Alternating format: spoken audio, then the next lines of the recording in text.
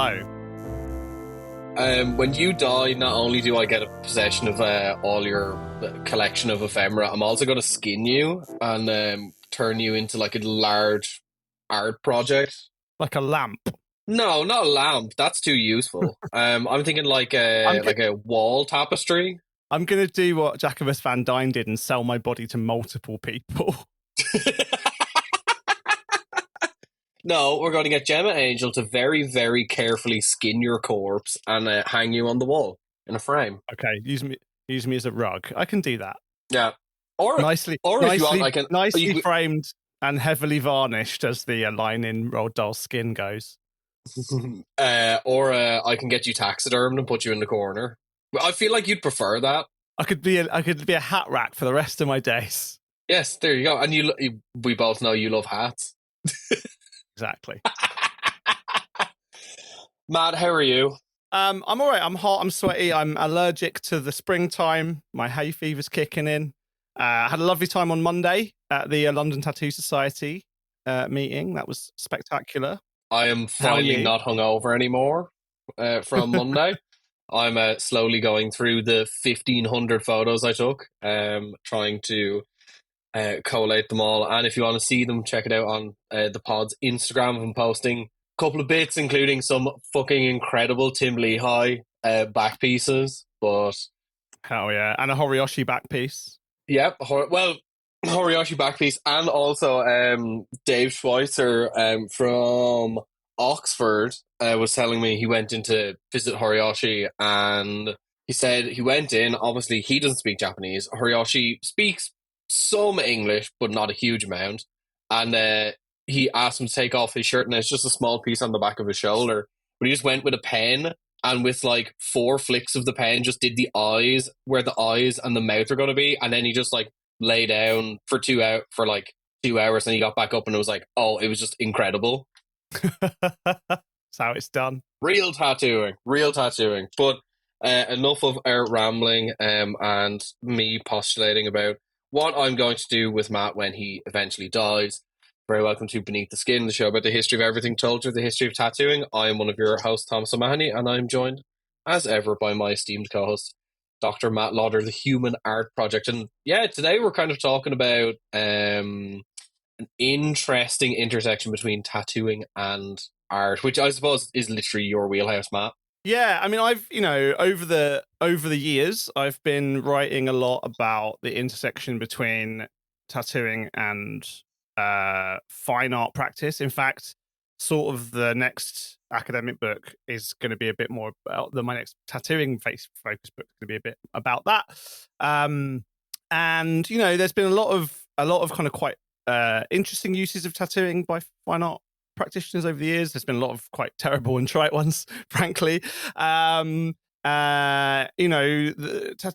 have been kind of engaging with this idea of the kind of conceptual limits of the medium at least since the 1970s. I think, Spiderweb is probably rightly credited as the pioneer of that kind of thing, like thinking about what the limits of the tattoo as a medium, bring to the conceptual framework in which we can understand it. So these issues of embodiment and meaning and permanence and human lifespans and all of these things.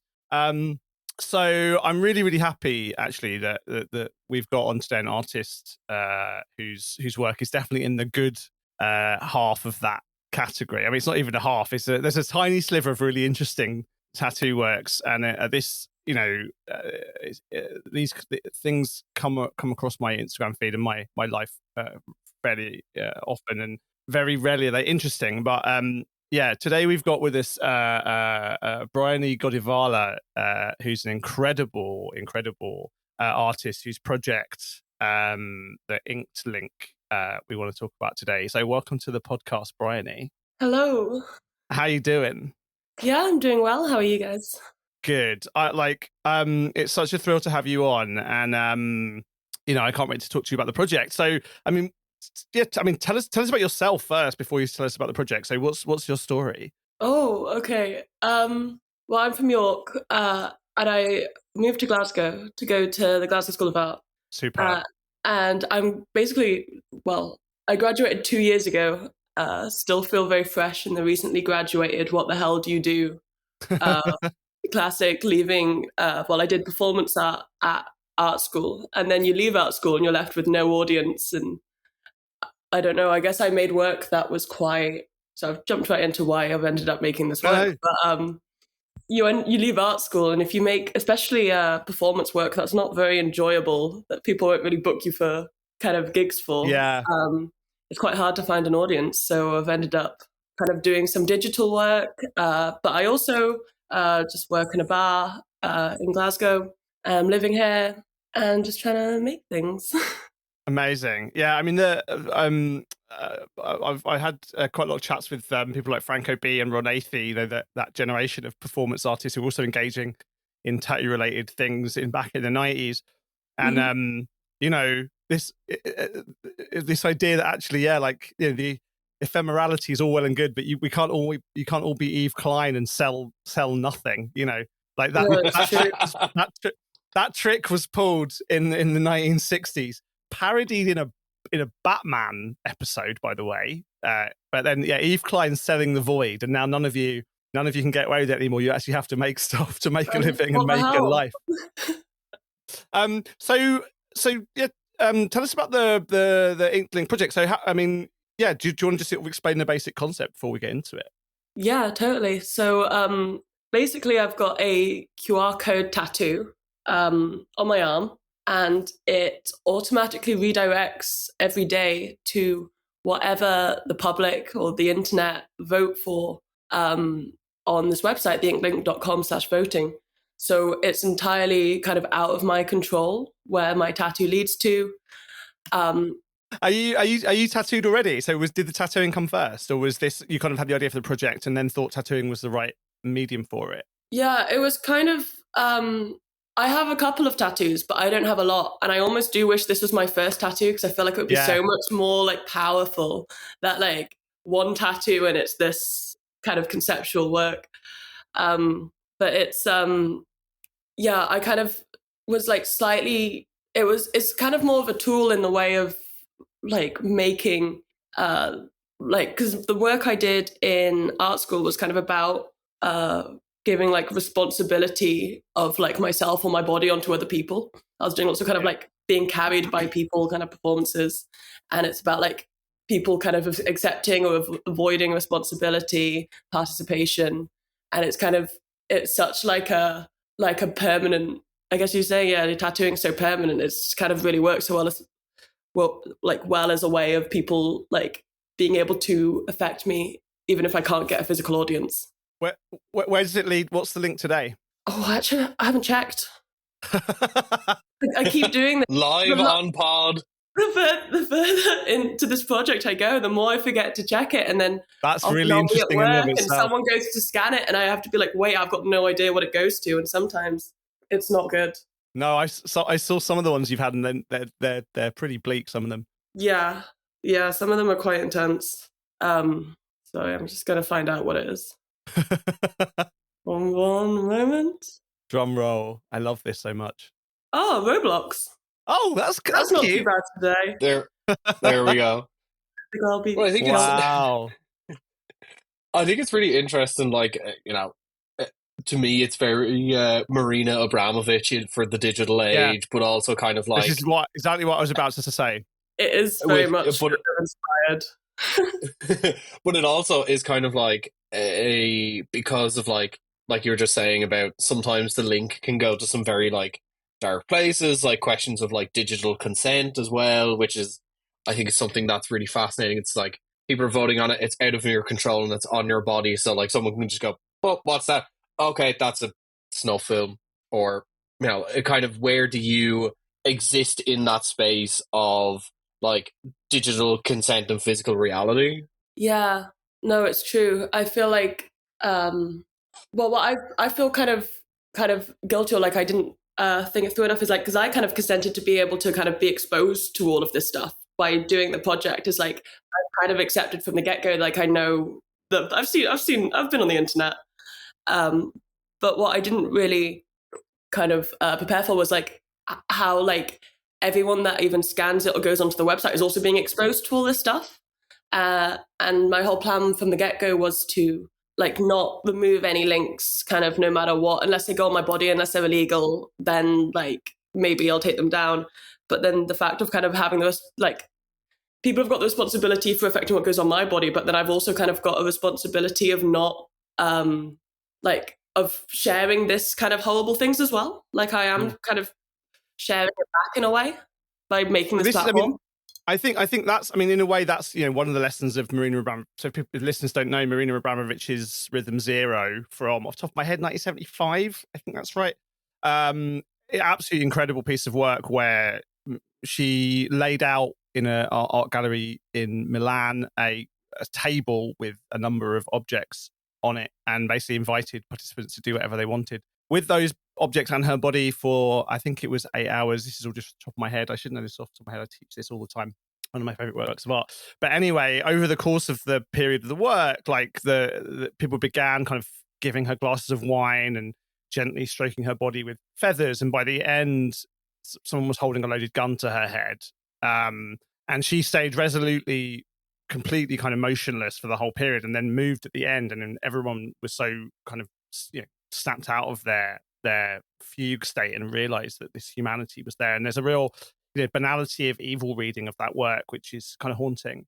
I mean, one of the things I love about your work, and actually one of the things that separates from me those categories of good art about using tattooing and bad art using tattooing, is that I think a lot of the bad art about tattooing leads into the things that I don't think are true about tattooing, right? That tattooing is some automatic diary of your personal, you know, inside truth, and its meaning's unchanging, and all of these things that people assume about tattooing who don't really, you know, think about it very much. But what I love about your work, one of the main things I love about your work, is it does sort of engage with all of the things that I think are really potentially interesting about tattooing. And the other thing that it reminded me of is a piece of work which really kind of changed the way I thought about tattooing very profoundly, which was Santiago Sierra's 100 centimeter line tattooed on the bodies of I think 7 people is the first one. But Sierra has this same idea about, you know, moral responsibility, and also I think his work. So basically, his work, he started going to people in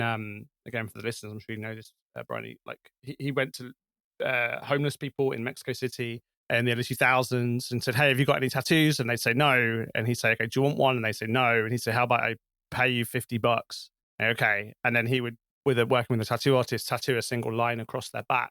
And that line got longer and longer as he found more and more people to do it. And he was sort of increasingly kind of morally conflicted by the project. And the project ended with its sort of darkest iteration, which was that he found a group of sex working women who were drug addicted. And he said, "Have you got any tattoos?" They said no. He said, "Do you want any?" They said no. He said, "How about if I give you some heroin?" And of course, you know, cutting out the middleman, basically. And he was horrified by it, but his work is all about that kind of, you know, it's not my job as an artist to save the world.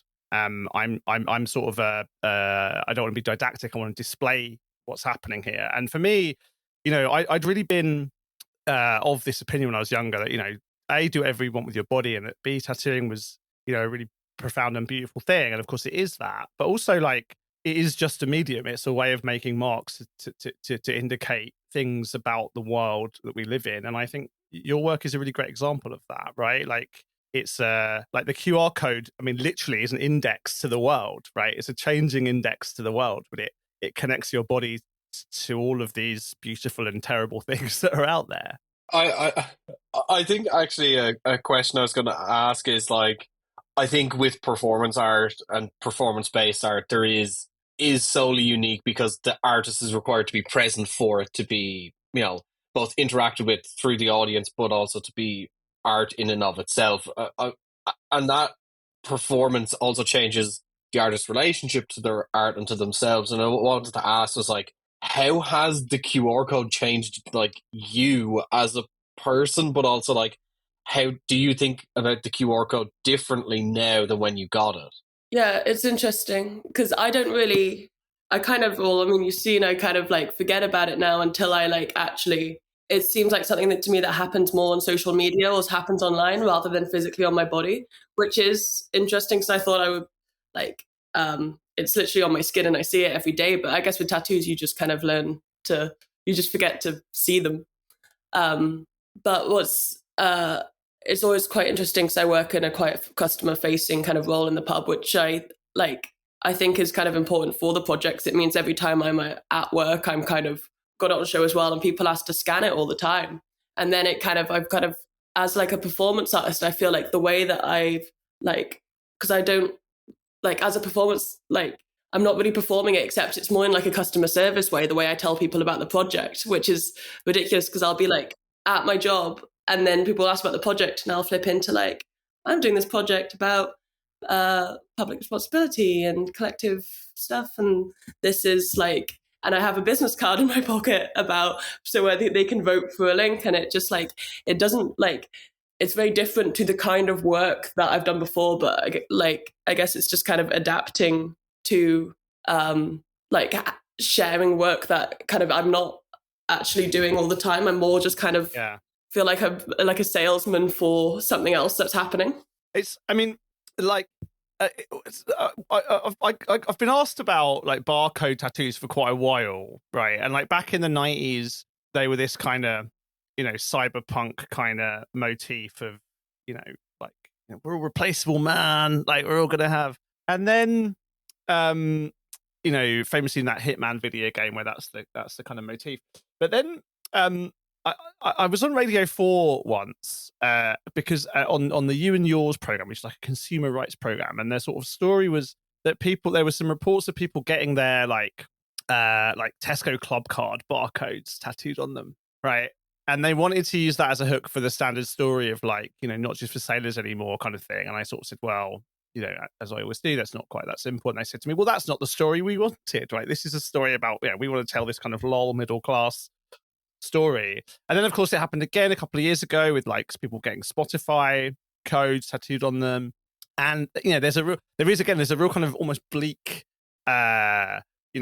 capitalist story about the consumerist angle of that. And I also like how your work is disrupting this this kind of cyberpunk dystopia, but also disrupting the kind of boring dystopia of the capitalist realism, that you're kind of being there talking actually really in person, talking to real people and using it as a way to talk about some really interesting and complicated things about yourself and about the world and about about politics and visual culture, all of that stuff. I think there's a real subtlety and inversion to it, which is quite interesting. Yeah, totally. And I've had a lot of people kind of reach out to me in comments and messages where it's actually been really kind of nice in a way that well, it is such a digital thing, but I mean, even when you kind of see it spread, or if you go to the YouTube video was on my a Family Guy 600-hour funny compilation on my arm, and there was a comment that was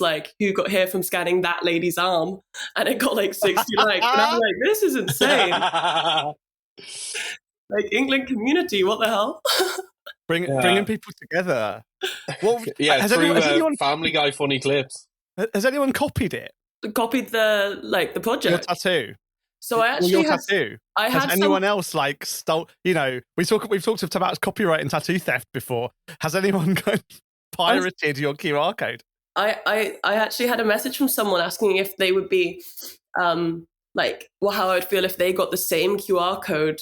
Yeah. So but they it would control them as well, and I was that changes everything. That I don't know, but then he was but you've got to promise to keep it running forever, and I was this is too much admin. This is way too much admin to be responsible for someone else's body as well. I'm not I've got the programmer Andrew who's doing all the website. I can't ask him to be running a whole collection of this, keeping this is a real problem for digital art in general, though, right? And some really interesting digital artists have made the admin part of the work as well. Mm-hmm. So there's a really interesting digital website art project called ifnoyes.com, where they the coder and developer of that sold basically the artwork is the domain name and a contract that goes with it, so that when the work was sold, and it's kind of an animated or a programmatically controlled GIF file or whatever it is, it's an image. But the admin, right, the fact that there's a kind of legal thing here and a contract and a kind of bureaucratic process underneath it all. Like that also just makes like that kind of entwining of the extra layer where you're entwining your body with this like bureaucratic, extra temporal process also seems like a really interesting intersection of the digital and the personal as well, which is something that I haven't seen many people engage with on both levels at once. Totally, yeah. But I feel like in a way I've also I feel like it, yeah, totally in between digital and personal. But also especially from the start, I was trying not to put in too much personality. Like being like, I am a human. I am like a real person that's like linked to this like online kind of things, to all these gore videos and things that are getting put on my body. Like that is me. But also, I think at the beginning I was scared to reveal anything about myself in case it would get used against me in the links. Do you know what I mean? Like, yeah. So it's kind of like. I suppose actually then, like, I suppose we kind of danced around it. It was like, what was the inspiration for it? Like, can you talk me through like your thought process and methodology of like creating the project and like coming to the point, it's like, okay, this is what I'm doing, and actually performing the piece? So kind of like I touched on before, it came from the work that I did for my degree show, where I was getting lifted and kind of carried, and I was like trying to like make myself hit the ground, and then people were getting like really stressed and having to jump in to stop me from like hitting the ground, which I thought was like maybe a stronger piece of work than what I'm doing now. But it's a bit hard to kind of keep doing that in a public, like without the art school.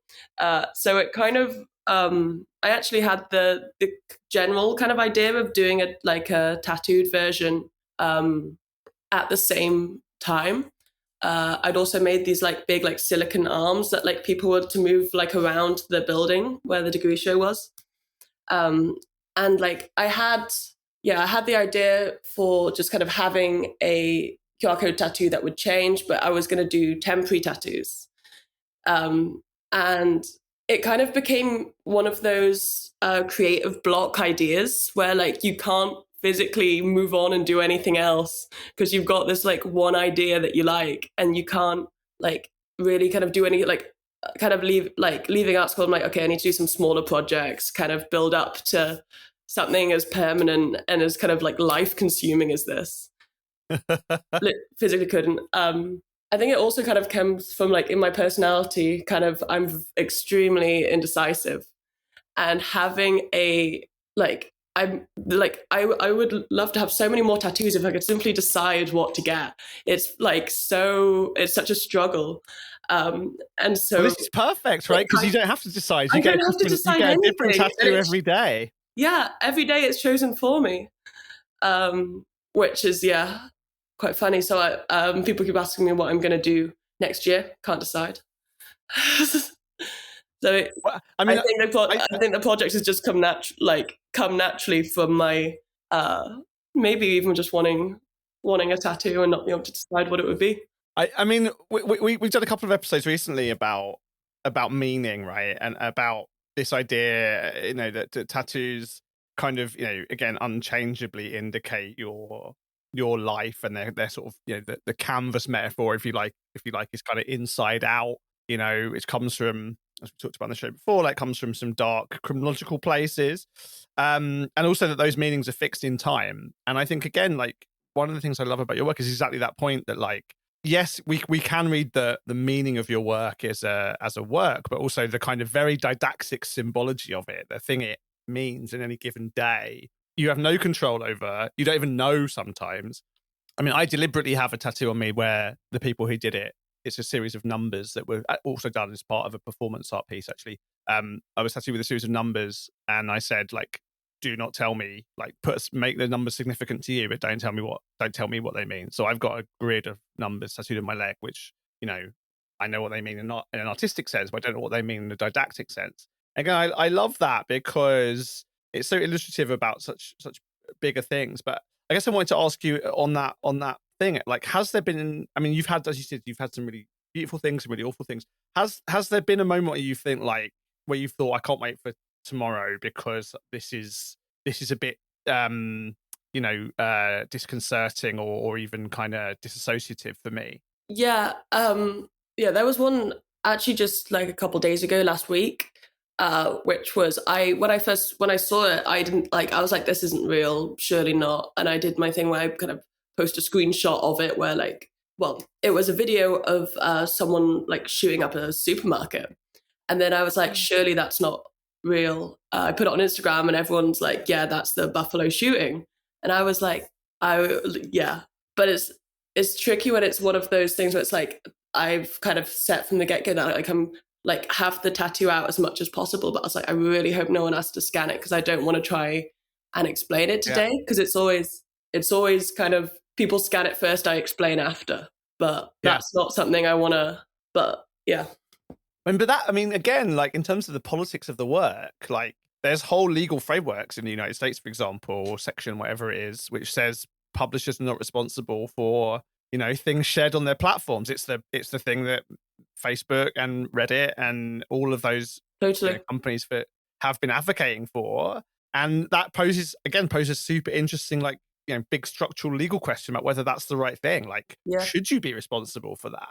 Can you be responsible? And actually, I wouldn't want to 100% say, but I think probably the way that the law about internet publishing works, you're probably not responsible for that. Because there's been a moment as well where we had where I was like getting messages that one of the links that was doing quite well was a like forum, which was like genuinely the worst things you can imagine, like illegal, like Nazi, like pedophile kind of forum. People were messaging me, and I was like, literally, and I was like, this, like, I was like, maybe for the protection of like myself and like the my like team that are like helping with this, like we need to just remove it from even like the voting site. Like the idea before was like you let it win, and then because it wasn't going to win anyway, but it was like if you let it win, then like we can like take it off because it was illegal. But then like even having like people that might accidentally stumble like across it, kind of we're still kind of responsible for that. Yeah, I mean, I just think that these are like all these issues, right? Are issues which I teach. Obviously, I've written a lot about tattooing and art, and I teach modules both on performance art, on art and politics, and on art and legal methods. And I think like your work is just right in the smack bang middle of everything I think super interesting. So, and it's such. I mean, you said, you know, it was interesting. You said it was a big idea because it's such a good idea. Like it's such a one of those things that, you know, it feels like, oh, why didn't anyone think of doing that before? Like it's such a great thing. I mean, the other slightly interesting historical comparison I wanted to make was to something else we talked about on the show, which was another tattoo that I wrote about in my PhD thesis, which also changed the way I thought about tattooing in a way that's relevant to this conversation, which is the woman who had goldenpalacecasino.com tattooed on her forehead, which she sold her forehead on eBay in 2007. And a casino won the bid for $5,000 and felt so bad that they actually doubled the amount of money they gave her. And she ended up with a big black arched proper like URL tattooed on her forehead. And then there was a kind of couple of other people who were tattooing, selling their human advertising space. Again, in a really bleak commercial way, like not in any way that had a kind of, you know, meta level of artistic critique within it. And again, I think what's interesting about your work, Brian, is that like you're not doing that. Like you know, there are people I'm sure who've sold or have as I was saying, the Spotify people, for example, who've tattooed QR codes on them to engage with their favorite brands in a very uncritical way, or probably who have done it, you know, on behest of brand campaigns. And your work feels like quite a nice subversion of that. I mean, you know, showing that the internet and the world is a dark and horrible place. Yeah, it's true. But I think my work also is kind of... Well, it's joyous as well. This is my... Yeah, it's kind of a mixed up archive. I think I need to categorize kind of every link that I've got, because there's some that are really funny, some that are really nice, and obviously some that are, well, a lot that are porn, and a lot that's like gore and horrible things. So it's quite like, I think I find it a lot more interesting having other people choosing rather than if, say, I just gave it to to one person. Like even if I gave it to one different person to decide what it would be each day, if it was someone that knew me or someone that didn't, I think having like a mass kind of think kind of collective. One of the other people, this internet voting thing was again a feature of really early internet work done by the Russian dissident artists Kolmar and Melamid. Have you come across their works before? So they were basically like chased out of the Soviet Union in 1984-5. They were part of a sort of group of avant-garde artists who staged an illegal show that became known as the Bulldozer Show, where the KGB showed up and destroyed all their paintings. And they basically got asylum in the United States and were working there for a long time. And their work became part of what became known as like SOTS art, like kind of Soviet realism, like Soviet pop art, basically, which is simultaneously criticism of both capitalism and Soviet communism.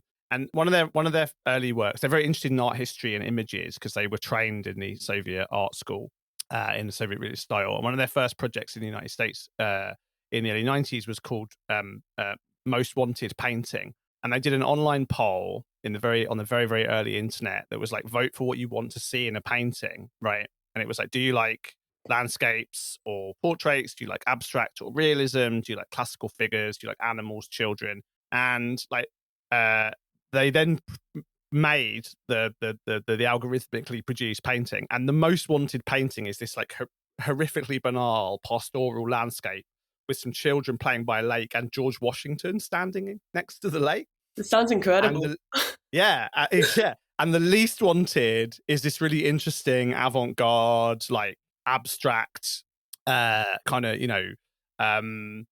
sort of post-abstract kind of piece. And again, it becomes this really interesting meditation on kind of the wisdom of the crowds and about popular taste, and for those guys about the kind of the kind of lie that is the separation of ideologies of the Cold War. But like again, you're engaging with this kind of wisdom of crowds thing, right? And seeing what comes out. How many people have you had engaging on a normal day or on a good day?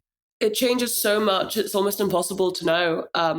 It's like it's also so directly kind of when I like post or like people are reminded to vote. So then the day that I post, it'll get like some like a couple like a video on TikTok did quite well last week, and I had about 80 people on the top link, 80 on the second, and then another like 20-30 links that had all been posted as well. But this is after I've introduced email verification, because before people were like finding ways to spam it, obviously. So I introduced email verification, which I thought I'd kind of like, I was really worried it kind of killed the project, because the links had like dropped from like hundreds every day to like, and then it's like, no, there's just like a couple teenagers that have figured out how to spam this thing.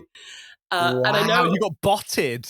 Yeah, like big time. But it's quite I found something, my friend sent me something quite interesting the other day where do you know Soy Jack? No. Oh, yeah.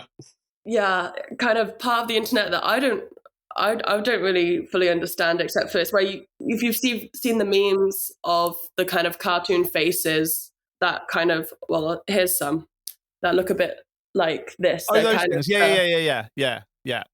Well, they have their own like Wikipedia where they use their own kind of certain like language, and it's really kind of like post-internet. Like you can't really. It's kind of, it feels a bit impenetrable. But I've got my own Wikipedia inked link on their Soyjack site where someone's they've made it, and they've got their own like description of the project, so it kind of feels like their project as well in a way, because they've got a section on the mass voting method, which is before I introduced email verification, instructing people how to kind of mass vote and spam it. Like telling people what browsers and how to disconnect their IP address, and then telling them to, and also taking credit for a lot of the links as well, and saying these were us.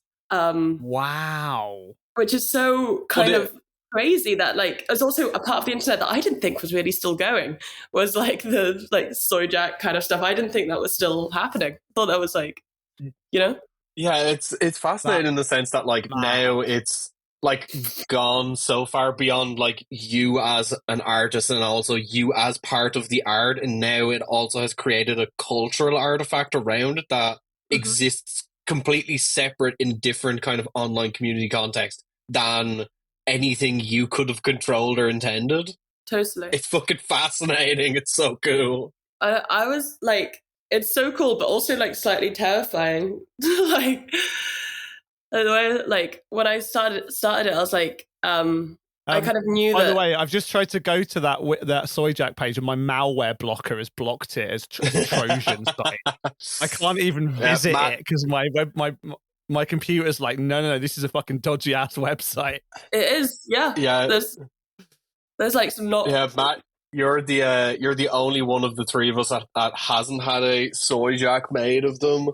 I had 1.5 million American Catholics try sending me death threats a week ago. So there's one of me now. There's one of Briony. There's no Matt. There's no Matt Jack. If anyone that makes them is listening. Oh my god! Sorry, I didn't mean to interrupt. So yeah, I mean, the other thing I think on that, right, is that another thing people say a lot about tattoos is that they're about sort of anchoring your selfhood somehow, or that was a big thing in the 90s, early 2000s tattoo theory boom. It was like, well, in the postmodern age, when semiotics are slippery and meaning is transient, like tattoos give us a little bit of slice of permanence. And I feel like there was also a little bit of interesting discussion around that with NFTs for a bit. People sort of thought this is a way of bringing, certainly the art world, for example, thought this would bring permanence and commodification to the slippery digital world. And again, your work has proven how that isn't the case, right? Like this thing that feels so permanent and so tangible is so and personal is so impersonal and so impermanent. I mean, I guess presumably at some point the link will stop working, even if you maintain it. There's something interesting about I talked about this when I got interviewed about the Spotify tattoos. Like your body will age such that at some point I know QR codes are designed to be pretty resilient. Yeah, it might be a while. Yeah, they've got a lot of repeating information, so I think, and I got it a lot bigger than I was originally going to. So I think it's gonna last a good while. FD. As long as it lasts a year, then I'm okay. But I think it's gonna scan probably for a bit longer than that. What's the plan for the end of the project? Are you going to kind of leave it on a permanent redirect to the project archive, or are you going to cover it up? Are you going to amputate your arm? Like, true. Yeah, I think it would be interesting to get it covered up, but like I do think it's what I probably want to do is like I've got other ideas for projects to do with it, but I don't know, just for like the kind of sanctity of like this kind of project, just to keep this one for the archive, for if I make a documentary or like a book or something about kind of all of the information and document all what happened, that it'll kind of go to that. I definitely think, as much as like there's other things projects I want to do, I think maybe like a break for a little bit. Yeah. But also just for amping up for the end of the year, I'm like, maybe I should say for like the last day, like whatever's the top vote will be on my body for the next year while I'm making this archive or this book or whatever it is, which I think could be interesting as well. Because I think that the links that are chosen, because one day is like not a lot of time for it to like be something, and like I might not be up to much that day, so it feels like some links are almost wasted in a way when I like just depending what I'm up to. Is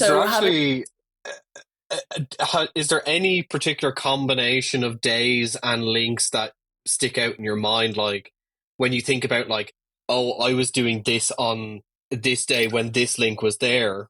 Is there any of those? Oh, what have I been doing? Not really particularly. I do remember the big link that just always sticks to my head is for 5 days in a row, which I was doing a lot of things in those 5 days. I had I don't know if you saw this, Nikocado Avocado. Do you know who that is? He's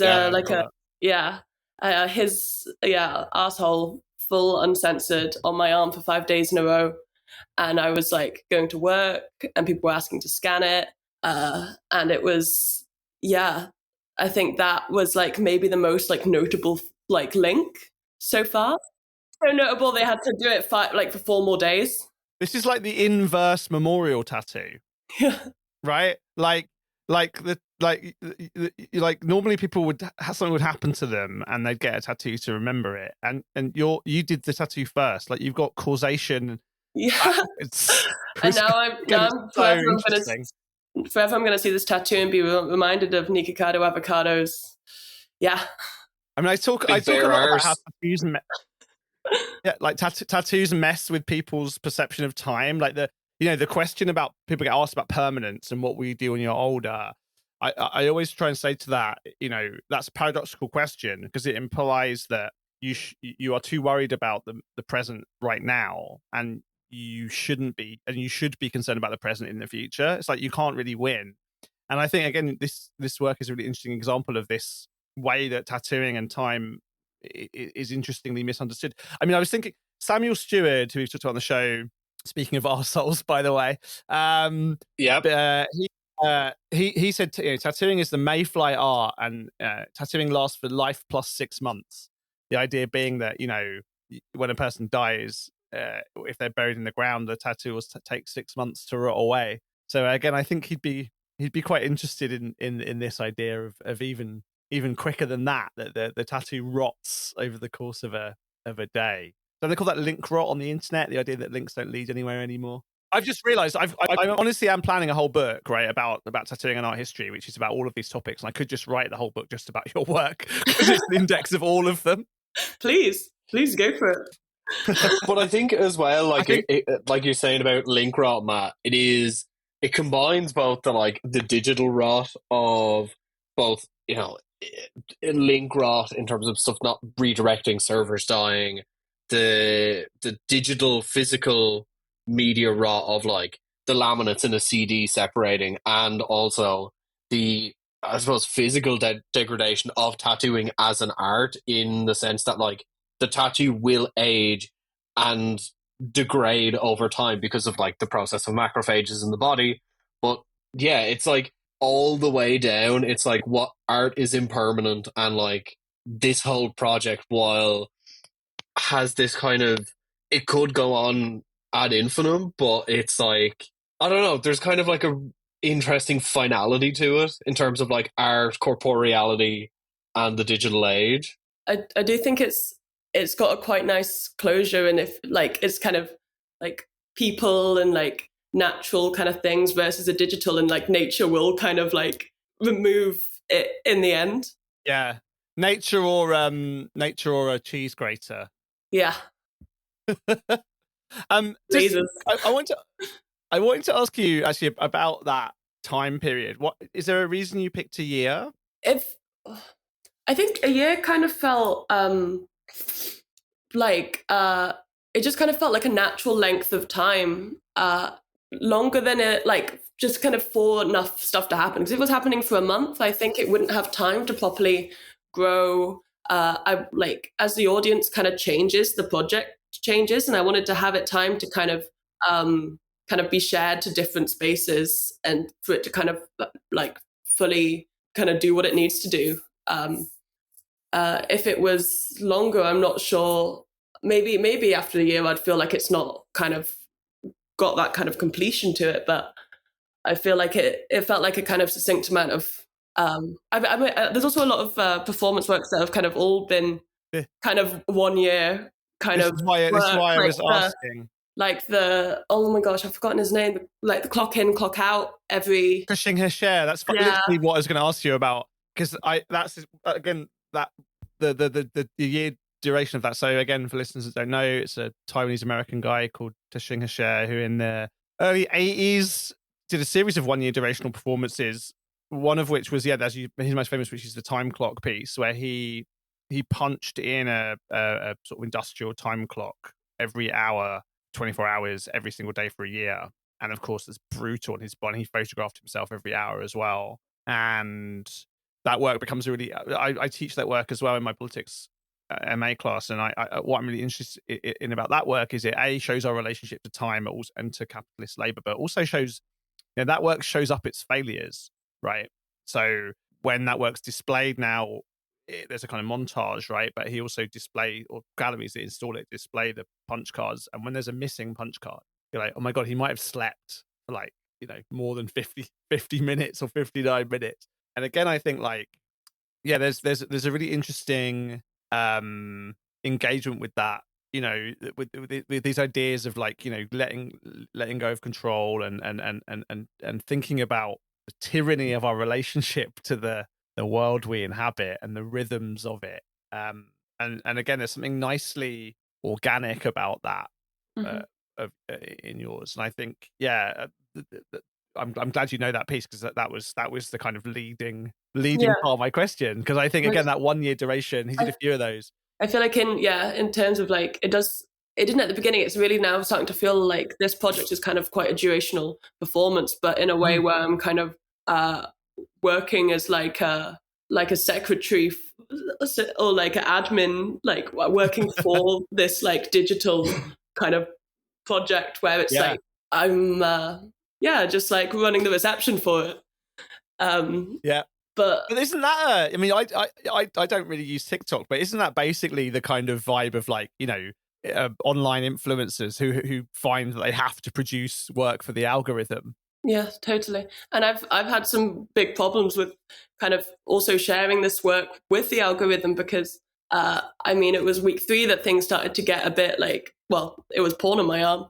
And the algorithm, like, even though like you don't show anything, even if you don't say it, like the algorithm just has taken it down. I've been shadow banned from things. So it's like, wow. Oh God, I can't, like, since week 3, I've barely been able to like grow like the audience at all.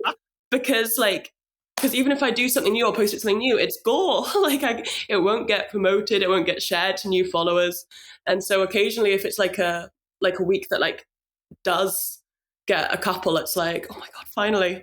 But it's not like I'm trying to go viral, but like the project kind of needs like a wide kind of changing audience for it to kind of develop and do something. So it's kind of interesting how much like I am kind of victim, like the project is entirely dependent on what the algorithm does. Have you had any media interest about it? Have you had have any like newspapers or magazines or the only people, which I think is quite nice as well, is like that have reached out to me are kind of like student newspapers. Wow. So I've had a couple of those, but that's kind of seems like the people that are kind of interested in it. And I've kind of been meaning to kind of make my own kind of articles or documentary, like a short thing just to send off to kind of news stations and stuff. But because it'd be interesting to see how maybe that different demographic would change it as well, rather than relying on kind of a social media kind of algorithm to push it to certain types of people. Are you monitoring the demographics of as much as possible of your website visitors? Like, can you tell where they're coming from? And I can see where they're coming from, which is well, I actually need to. It's one of the things that I've got on today. Is I've set up a Substack, which I'm now catching myself up with, where I'm fully referencing every single link. So I've got it screenshotting the how many votes, getting on the demographics. Where the last time I checked, it was actually like UK, USA, and Sweden, and they're like the big ones. And I think I think the Sweden is the NFT people, the clothing line. Wow, which is interesting. But I can't see like gender, which I think would be really interesting to know. It's only through like Instagram kind of views and things that you can like kind of see. But it would be. I wish I could get like I love some statistics. So I'd love if I could like get more. Like, before you vote, here's a questionnaire. That would be my dream. I mean, it's also becomes a sort of social science, like citizen data gathering thing as well. And that's true. But asking, I mean, if I was kind of put off adding like email verification for so long, and then the reason I didn't put like age kind of like and like gender on the website is anonymity is like really important to the project and how people act. And it's like, well, if the project's about like people given anonymous control over someone else's body, then you can't really ask too many questions about them, and people can lie. So yeah. And there's something again. I think digital the artists at the sort of intersection of digital and performance art. I've often been interested in that, giving up control. Right, I'm thinking of like Stellark, for example, or like that guy is it called Alejandro Rocas, who like hooked his body up to kind of like actuated things, and like people in the audience at his performances could like make his body twitch and move around. And I think like this feels like a really like strong work in that tradition, honestly. And I mean, who else am I thinking? Like, have you heard of Moon Rebus? Do you know her work? No, so Moon Rebus was a I think she was actually she was a dance student from Barcelona, but she produced a series of kind of like augmentative prosthetic works that so she would, for example, her most famous pieces, she would hook up her her body to like earthquake sensors around the world, and she would like perform the speed and intensity of earthquakes. And she had other kind of interesting prosthesis works. I mean, I think like there's something kind of, again, like on the one hand quite terrifying about that idea of connecting your body to the world, but also, as you said, like quite beautiful. Like I think Rebus's work is quite gentle. Like she's thinking about, you know, the sensory mood of the planet and connecting herself in this quite, you know, kind of quite spiritually gentle, quite kind of profound and pleasant way, if you like. And I wonder, has the work changed how you feel about your connection to the world? I guess so. I do feel a lot more kind of connected to the internet, but that's mainly through social media. It's interesting. I really thought the tattoo would feel like a lot more kind of real to the link. That's really interesting. Yeah. I guess it's one of the things it's like there's no way of doing this project, like trying it out and then changing it. But so like say if I got a different QR code every day that just directly went to one of the links, I think that would be maybe that would be the same. Maybe it would just look like a lot of QR codes. But I think there is a disconnect, definitely, or maybe it's just in my brain, so I'm not like actually fully accepting like the horrors or things that like have been like on my body, but in quite a detached way, where there is kind of, because it's a redirected link, there's kind of like a like the like as it redirects is like the ink link, there's kind of like a barrier between like what I have like on my arm to what it is. And it's only when people kind of message me or respond that I kind of feel like that connection like through a different way rather than directly to like the ink. Yeah, that's such a beautiful way of putting it. I mean, I think again, I find it so interesting that people who talk about tattoos and meaning don't think about that idea that when you tattoo yourself, you are changed, right? Like bodily and emotionally, like you become a tattooed person in a way that is kind of, you know, perpetual and self generative. And I feel like again, there's a really interesting, I think probably like, you know, it's not. I'm as interested in you and your subjectivity as I am in the work, in the, you know, the physical link to the thing, because by giving away your subjectivity, you're putting something of yourself in the hands of others in a way that I find, really brave. I think what was also tricky at the beginning was also kind of how much do I say about whether I like the link or not? You know, like, do I, like, this is the whole thing of, like, where I don't want to, like, you need to be, like, careful not to be, like, I'm trying really hard to stay on the kind of performance artist. I'm presenting this as kind of, as it, like, this is what the link is. Or even, like, here's it getting scanned, this is what it is. Rather than, like, influencer, this is my personality and here's my quirky tattoo, you know. You'd have to be really cynical, you'd have a great brand opportunity, you know, whoever pays the highest amount of money, maybe that's next year's project, whoever has the highest bidder gets that tattoo link for a week or something. That's kind of actually my idea that I've got on my blog thing that I actually need to start sharing. Is that like maybe I do like paid advertising slots, but I was thinking of doing it where like depending how much like money the business or organization or like person, like how much like it would be like directly correlating. So like a tiny band can be on my week for like 50p, and then if a big organization wanted to be on my for a day, that'd be like 500 quid. But then it's just kind of like, how do artists make money? Yeah. Don't know. No idea. Well, this is exactly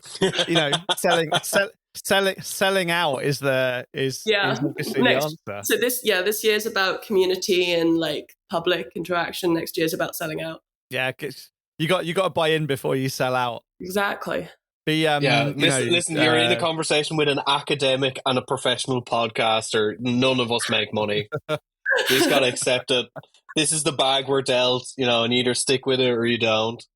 Look, I could talk to you all day, and honestly, I've just been, my mind's going a million miles an hour, and I really am going to write something about your project. I'll probably write something longer about it when it's finished next year, but that would be amazing. I'll reach out to you because we are like talking about putting together a book and getting also some like a bunch of kind of writers and like kind of ethics people. I'd be honored. Like, yeah, psychology people, and like if you'd be up for being involved in that, then that would be amazing.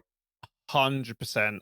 And as I said, you're right smack bang in the middle of loads of things that I'm super interested in and thinking about at the moment. And the work's superb. So thank you for doing it.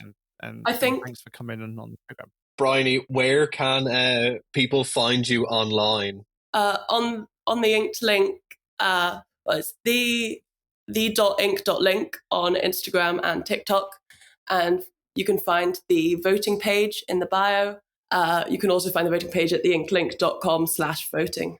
Amazing. Yeah, thank you so much for having me. I feel like this project, because it gets so deep into the internet, it feels quite hard in my brain to remind myself and bring it back to kind of fine art and why I started it in the first place. So this has been really helpful to talk about, just in that sense of not being kind of swept away with the kind of internetness of it, and kind of actually reflect on it is really important for me personally. I think I definitely like to see if I can find any like art critics and people that I know interested in writing about the project. I think it's fantastic, and if you need help, like in the short term writing anything shorter, I'd be really happy to do that, because I think the project's superb. And good luck. Your personal your wider project, what else are you doing at the moment? Where can people find you and your other work? Briony Godivala website and Instagram. I don't think that there's not many Briony Godivalas. You can probably finally research that up. This is great. Yeah. Thank you so much. Okay, so thank you everyone for listening. We have been Beneath the Skin. I'm Dr. Matt Lodder. Thomas has got shooting nerve pain, he tells me. So, we've had such an inspiring conversation that it's literally brought him to his knees.